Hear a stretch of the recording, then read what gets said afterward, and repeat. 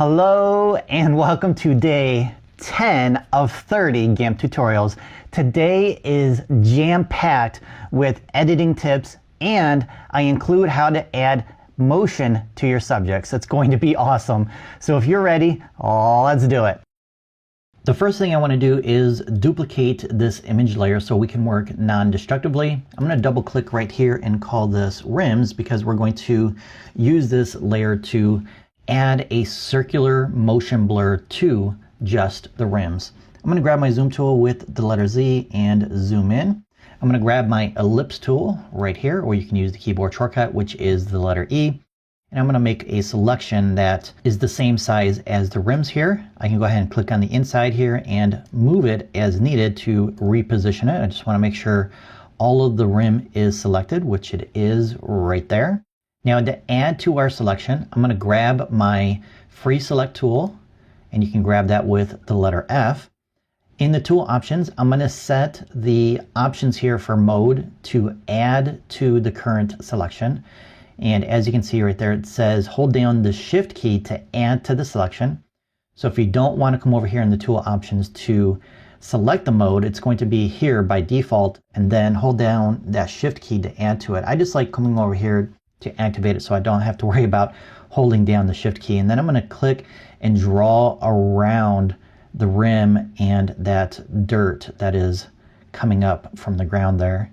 And I'm going to bring it back to where I started until I get that little yellow circle, and that adds it to the selection. I can now come up to Filters, Blur, Circular Motion Blur to add that circular motion blur.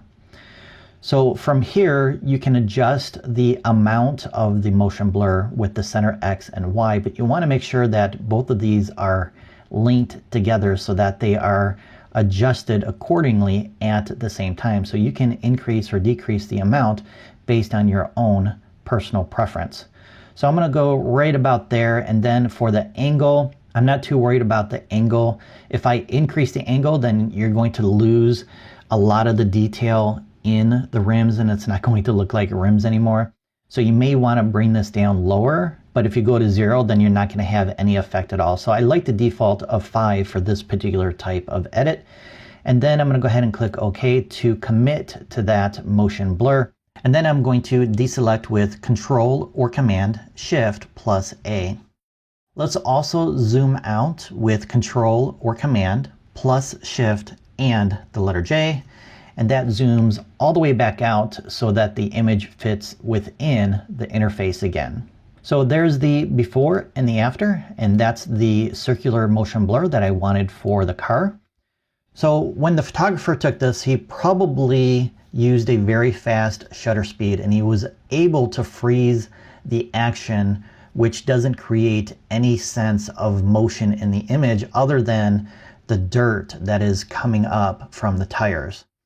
So a technique that you can do as a photographer when you're taking images of moving objects like this to create motion is to use what is known as panning.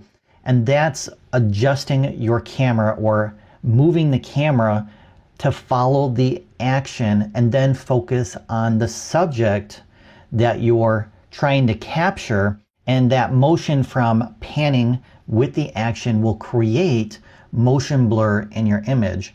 So that's what we're trying to recreate with this particular image. So the next step is to create that linear motion blur to show that movement of the car from right to left. So we're going to come over here and duplicate that layer again. And this time I'm going to call it linear motion. And then when we go up to Filters, Blur, we have an option here called linear motion blur. So when I'm using linear motion blur for projects like this, I like to use the on canvas controls, which are these little crosshairs right here. And when you hover over them, you get these little circles. So you can click and drag over to the left to increase the length of that motion blur. The bigger the line, the more motion blur you're going to be adding. Now the other thing you want to do, I'm going to go ahead and turn off the preview here so I can actually see it, is you want to follow the same angle of the horizon so that that motion blur matches the horizon. Otherwise it's going to look unnatural. So we can't move this line right here as far as I know. So we have this horizon right here of these bushes. So I want to apply that angle to this line here. So I'm just going to click and drag up like so. I actually want to make the line a little bit shorter. Now that I have my angle and my length, I'm going to go ahead and preview it to make sure that's what I want. I think it's a little bit too much, so I'm going to make that line even shorter. Maybe a little bit less. What do you think? I think maybe right there looks pretty good. All right, let's go ahead and click OK to apply that motion blur. Now we can't see the car, so we're going to add a layer mask by coming over here and selecting white and click Add. And as you may know from previous tutorials I've done, white adds, black removes. So we're going to paint with black on the car here to remove that motion blur edit from the car. So I'm going to grab my paintbrush tool with the letter P. I'm going to increase my brush size here with my scroll wheel on my mouse and make sure you have black set to the foreground and then paint over the car to bring it back in focus. How cool is that? All right, so I'm going to go ahead and paint around the car here. And the one thing you may notice is there's a ghosting effect happening. So you may or may not want that. So I'm going to show you how to remove that ghosting effect in just a second. I just want to come in here and clean this up a little bit more and give you a couple more quick tips when editing like this. So I'm going to go ahead and come around the edge of the car here some more. So we have some more ghosting over here. That's fine. We can get rid of that real easily. So I'm not going to spend a lot of time on this. I'm going to press the letter X though, so I can paint with white because I have some of the motion blur removed from the back end here and I don't want that. I'm going to press X again to switch back to black.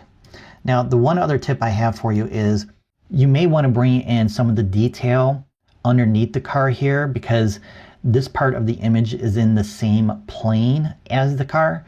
So this area may not necessarily be completely blurred out. Part of it may be, so we want to bring back some of the detail, but maybe not all of it. So to do that, what we're going to do is we're going to drop our opacity down, and then instead of painting with pure black, we're painting with a shade of gray, which is going to gradually bring back some of that detail at a lower amount versus with pure black. So when I paint over here, we can definitely see a lot more of the detail. So I'm going to undo that with Command or Control and the letter Z, and I'm going to lower my opacity even more. Now we can see the details coming through, but not as much as before. So this is a great way to gradually increase or decrease the edit that you're fixing or adjusting. So I just want to paint in here a little bit more just to bring in some more of this detail. And again, this is entirely up to you. I'm going to press the letter X to paint with black just to remove some of it and blend it in with the motion blur around it. All right, now for the fun stuff. We're going to get rid of this ghosting right here, and this is pretty cool. So I'm going to go ahead and grab my zoom tool with the letter Z and zoom into the front of the car here. And we're going to get rid of all this ghosting right here. So check this out. This is what we're going to do. We're going to create a new layer. I'm going to call it Ghosting Edit.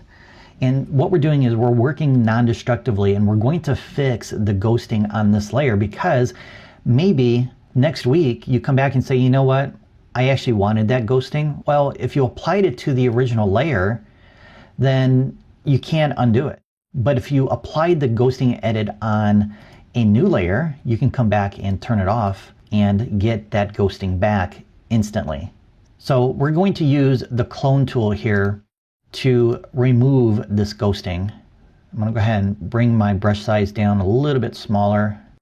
And then here's the key. We're going to go into tool options, scroll down, and make sure you have sample merge turned on.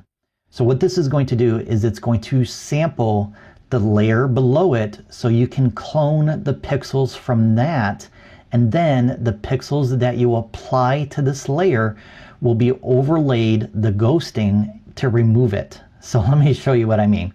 So as you know, the cloning tool copies pixels based on where you sample from, and then when you paint, it covers it up. So what we need to do is we need to sample an area of the image so GIMP knows where to sample or clone from. So to do that, we're going to hold down our Control key and then click outside of this ghosting area because we want to clone the pixels from here. So once I hold down my control button and click here, I get this little circle.